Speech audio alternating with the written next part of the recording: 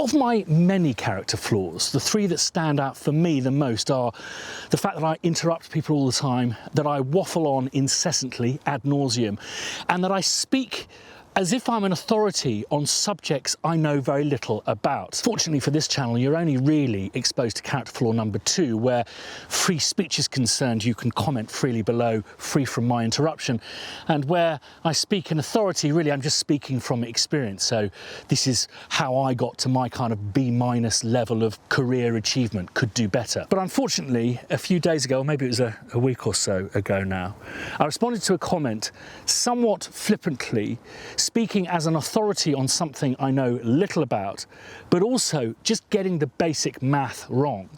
So this video is me digging a little bit deeper for you, a retraction, an apology. So in this digging a little deeper, I only really scratch the surface, but I think what I discover is very interesting. So here's the question. Hi Christian, I seriously need help. Would love you and other composers' opinions. I've worked on a well-known TV show for the past 11 years. This show now has its own YouTube channel, which has attracted a total of over 1.1 billion views. The company responsible for managing the channel is making millions from advertising revenue. They bragged about it in an industry mag. But I have been told maybe expect nothing as the channel is managed, despite the fact that my music is wall-to-wall on every single episode. I can get no straight answers from anyone. Even my collection society gives conflicting advice. And yet then I hear about some pop artist making 900,000 quid from 900 million views, and I have 1.1 billion views. Any thoughts would be appreciated. Thanks. And my answer? For my very basic research, my presumption is 1 million monetized views earns about $2,000 to $3,000. This is to a channel owner, not performance royalties to rights owners. So with very, very basic maths, this channel has probably made 20 to 30k from ad revenue from their 1.1 billion views of this content. Wrong. Wrongingtons McWrongsy. I'm so sorry. Just can't get the math right. Got a zero out of place there. By this assertion, I think they've earned maybe 200 to 300,000. And if they are bumping it up to 1.1 million as they brag, then it's probably through sponsorship, partnership, merchandise, all wrapped together as their kind of advertising revenue from this show. How about you though? Now, if you take the fee that you were paid for this show versus the total budget, this may give you an idea of what you may be being screwed out of. I reckon music budgets at best are 1% of total budget. And when I say at best, most of these budgets do actually go on sync. So by my fag packet reckoning, you're owed about $200 to $300. Sorry, exactly the same rookie error. By this assertion, you're owed maybe between $2,000 and $3,000. Not enough to get into a legal wrangle over. In fact, I would say no amount is worth getting into a legal wrangle over. There's only ever one winner in those situations, and that's the lawyers. And that is not me issuing a cliche. I've witnessed it with my bare, teary eyes. I would be very interested to know what this channel thinks that you're due with this kind of revenue. So I've been looking into, you've noticed that I've monetized this channel. I'm doing this just to find out more about YouTube, and I think there's some interesting observations that I want to share with you to kind of back up my claims here. Now, I've been monetized for 10 days and I'm kind of due to earn, and I don't think it's going to cross the threshold where I actually get paid, but I'm due to earn from this $42, which gives me a CPM, which I believe is the payment for 1,000 views of $7.77. So it is, as I expected, it's pennies. Now, I wanted to find out more about, monetization and get a real sense of what other channels are earning. And I think there's a very, very interesting website you can go to called Social Blade. Now, if you look here, I get a C+, which is somewhat disappointing because I'm very much more used to kind of B minuses. You can see that my estimated monthly earnings, they predict to be from between £8 and £130. It's kind of not far off. So if you extrapolate from 10 days, $42, that's going to give us about a monthly payout of about $130. And they're saying £8 to £130. So it's not going to be as much as they say. It's giving me an estimated yearly earning of £1.6 thousand. So maybe say $1.3 thousand based on extrapolating from what I've earned thus far. What's also interesting is I understand there's about 6 million YouTube creators, 6 million channels. And I'm already ranked 520,000th. A kind of an idea of the seething mass, the huge majority by far, is beneath me, so therefore earning less than 1.6k. I think this is a very important point. Going back to what Casey Neistat said about getting 10,000 subscribers, it's tough, and it really does require a huge amount of work and commitment. I've enjoyed the process, but it's been surprising how difficult it has been to get to that stage. Now, if we go across the Spitfire Audio site, which has been going for nearly 8 years, B-, that's more kind of what I'm used to. The estimated monthly earnings are, between £47 and £755. So let's say $600, with a yearly income of 9.1k, so maybe $7,500, $8,000. Now, I think the figure that's really interesting is that we've got 43,000 subscribers on this channel, so 4 times the amount of subscribers that I've got. But this takes us up to 172nd in the world. So it's incredible to see how there's this amazing drop-off, which basically means the minute you start multiplying from 10,000, you really start shooting up the ranks. Now, if we look at someone like Rick Beato, who I would say in our space is a unicorn, in the sense that I think, correct me if I'm wrong, there's probably about only a dozen people doing music tech tutorials, is it Andrew Huang, that kind of stuff, who have, above 100,000 subscribers. And Rick has done amazingly since 2006. He's managed to get 400, nearly 500,000 subscribers.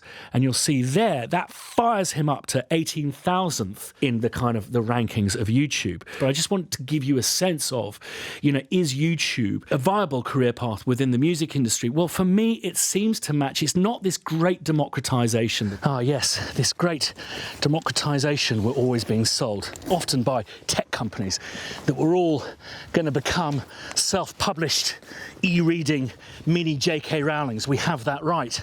But it never seems to actually materialise. For me, it follows a pattern. Innovation, someone, say, for example, invents a thing called an MP3. Disruption, someone takes that MP3 and combines it with a thing called the internet and makes an absolute mint out of it. Dilution, yes, the great dilution, when the odds widen, the probability becomes improbable. We rely less on people being in the right place at the right time with drive and desire and the zeitgeisty idea, and rely more on the age-old human need for huge amounts of ability, resource, and, when the odds are widening, the most important thing, luck. Which leads us to structure. And where the music industry is concerned, in the late 1950s, if you had a washboard and a banjo, any Tom, Dick and Harry could have been a pop star.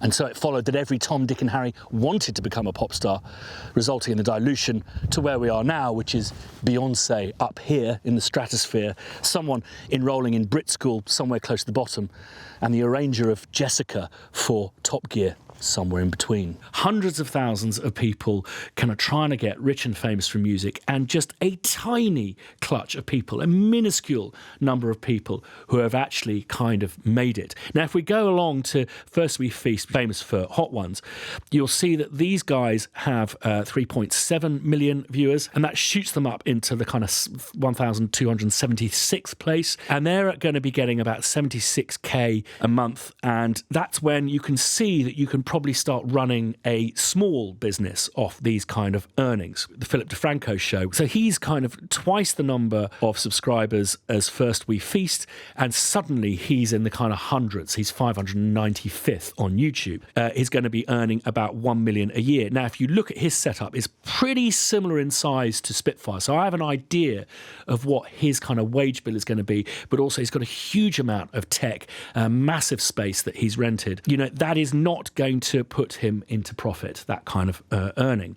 Then we go up to Casey Neistat, has just got 10 million viewers, as I described earlier this week, and suddenly he's at 254th. And then you have someone like Jake Paul, who is 84th, and he's kind of earning the serious money. But as I say, he is a unicorn. He's a vlogger. He's doing it daily. And where he is making money from, I think largely, probably more than he's making from this, is going to be partnership deals and merchandising. And if you go back through these guys, particularly someone like Philip DeFranco, every single episode he makes a big play for buying merchandise, these Patreon deals, all of this kind of stuff. He's having to subsidize his income, his business through through methods other than monetization, which hopefully gets me back to the point that I don't think the YouTube creators, so the people who are making your TV show, are actually directly from YouTube earning the kind of money that you think they're earning. They're going to be earning it from sponsorship deals, from partnership deals, which we have never earned. We've never had, John Williams, I don't think has ever earned any cash out of Star Wars toys, maybe with the exception to ones that if you press it, it plays his theme.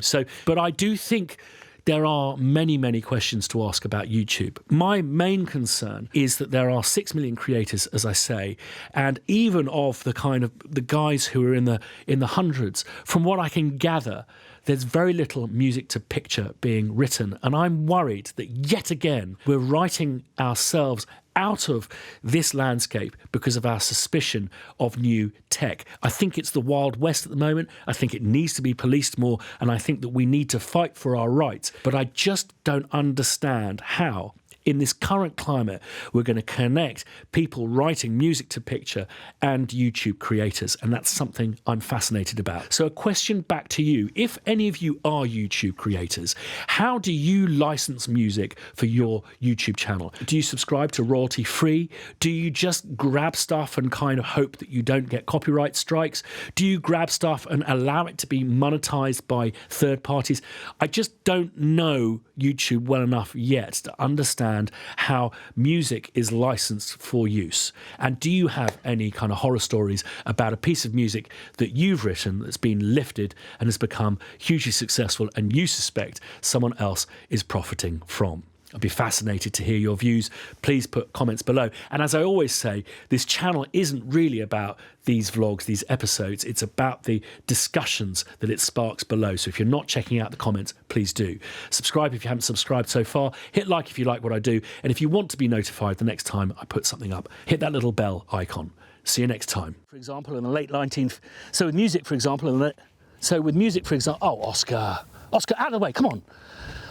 So with music, for example, in the late 1950s,